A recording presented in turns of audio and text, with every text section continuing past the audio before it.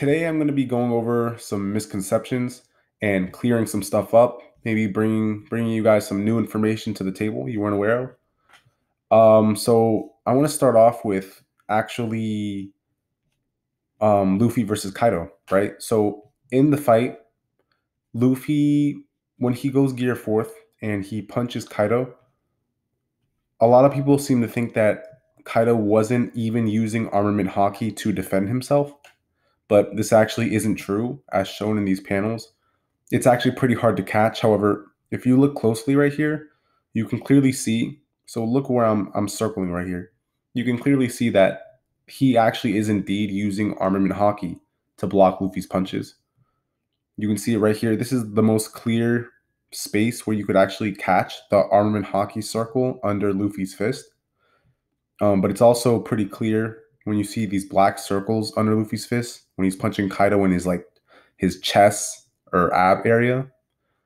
Yeah, so Kaido's absolutely using armament hockey to block these attacks.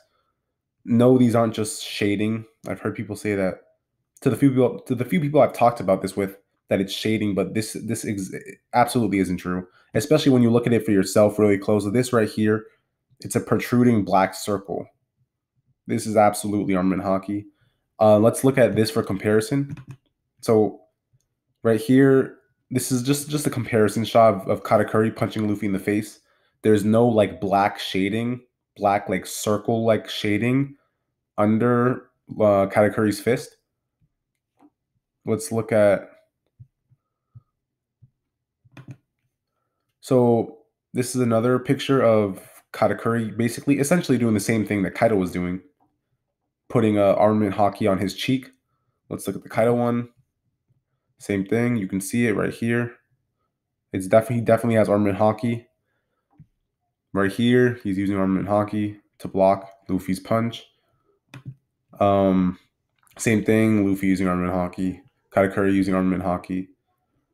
It makes sense because the Emperors do seem, even Big Mom seems to need to, she feels the need to use armament hockey against Luffy. So it does make sense that at this point, if the Emperors don't use armament hockey, they may take damage from Luffy, but apparently when they use armament hockey, they're still they're still strong enough to where they won't take any damage, or at the very least any noticeable damage. So Luffy's not so weak to where like he can just punch emperors in the face, no armament hockey, and they won't get hurt. Definitely not. He absolutely has to. They absolutely have to use armament hockey. This right here, there's actually a small little glare. Armament hockey has glares on it. Right here, you can see on Luffy's fist right here, you can see armament hockey has plenty of little white glares. Right here, there's a little white glare, just further indicating that he's using armament hockey to defend himself. All right, so I just wanted to clear that up for a second. Kaido was defending himself with armament hockey. Chapter 923, by the way, if you want to go look at it yourself. Let's see, what is the next thing? Okay, so I wanted to talk about this. This seems to be something that a lot of people got from, I guess, when they were reading the manga. Some translations, I guess, were kind of wonky. Even the official viz isn't too clear. I can understand why people will get confused. So they look at what Fujitora says right here. Fujitora says that he was testing Law and Doflamingo, but a lot of people interpreted this as Fujitora is testing out his Devil Fruit abilities because he just got his Devil Fruit. This is the conclusion that a lot of people came to, but this isn't true. He just says nothing to worry about, just a little test. He's testing Law and Doflamingo. He's not testing out his new Devil Fruit powers that the Navy just gave him when he joined the Marines. That's not what happened. So further proof for this is that actually the anime backs up what I say. So I'm sorry I can't take the bar away down here, but if you see I have it paused right here, and the anime perfectly clears it up for us. Fujitora just says, "Oh, thank you. I simply wanted to test your skills." That's it. This is the same instance that he's just testing out their skills. That's it. So let me just show you guys this for a second. Just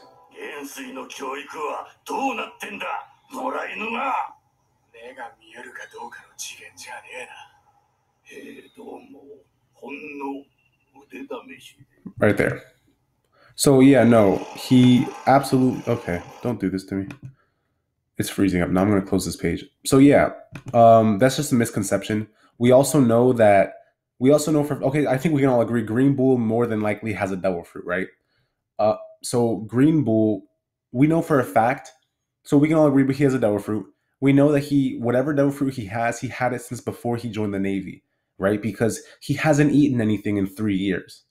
So whatever devil fruit he has had it since before the Navy. So it's just a misconception that Fujitora and Green Bull just got their devil fruits when they joined the Marines. It's just there's nothing backing it. They have had it for their entire, I don't know about their entire lives, but since before the Navy. So there we go. Now that I've cleared that up, let's move on to something else.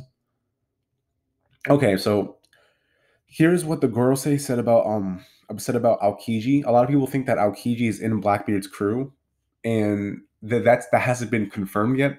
What they said is he's dedicated his considerable power to assisting Blackbeard of all people.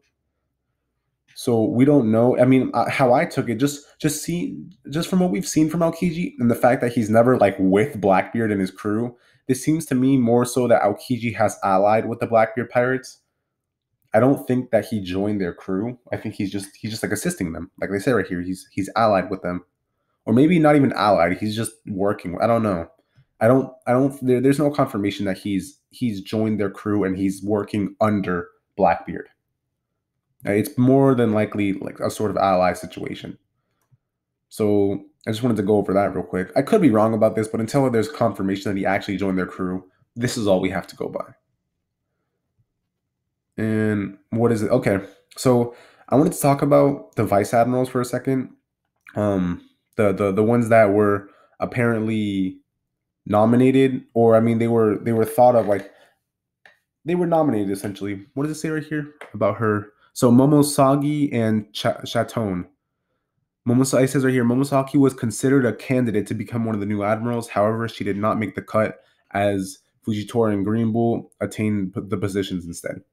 So a lot of people think that, damn, like these are two more people that are on admiral level. Admiral level, that's something that people can obtain easily. But the problem here is that first off, this is like a fan made thing, right? So right here it says she was created and named by a fan who said that she was an admiral, but since all positions of admirals have been filled, Oda made her vice admiral instead. So yeah, it's more so Oda's just being nice. He has made them canon. In chapter 907, they appeared talking to Garp. So they are indeed canon, these two strong vice admirals, but we don't know just because they were like nominated, they were candidates right here. That's the word I'm looking for. They were candidates to become new admirals. It doesn't mean that they're near the levels of the current admirals, right? So for instance, let's say we're looking at Fujitora or looking at the three original admirals. After Aokiji left and Alkainu was promoted, if you look at the Navy, right? You don't necessarily have to have people that are right below them or right at Aokiji and Alkainu's level to fill the spots, right?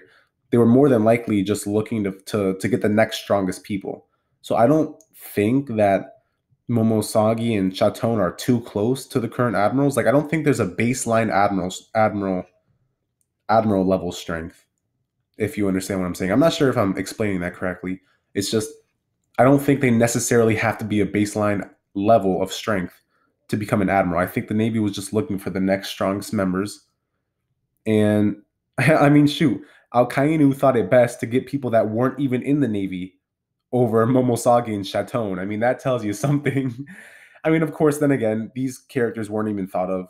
Oda was just being nice to fans, anyways. So, I mean, I don't think we can really take this too seriously, anyways. But he has incorporated them into the canon story now. So, I'm sure Oda's been really good at just doing stuff like that, incorporating stuff into a story. I'm sure he'll make use of them. I wonder how strong they are. I think they could even be stronger than first mates, which is really saying something. I definitely want to see them fight, see how powerful they are. But yeah, I think that's all I wanted to go over in this video. Just clearing up some misconceptions, maybe bringing you some new information, a new perspective to a lot of this stuff.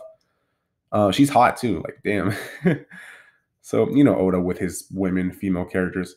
But yeah, so I think that's all for this video. Thank you for watching.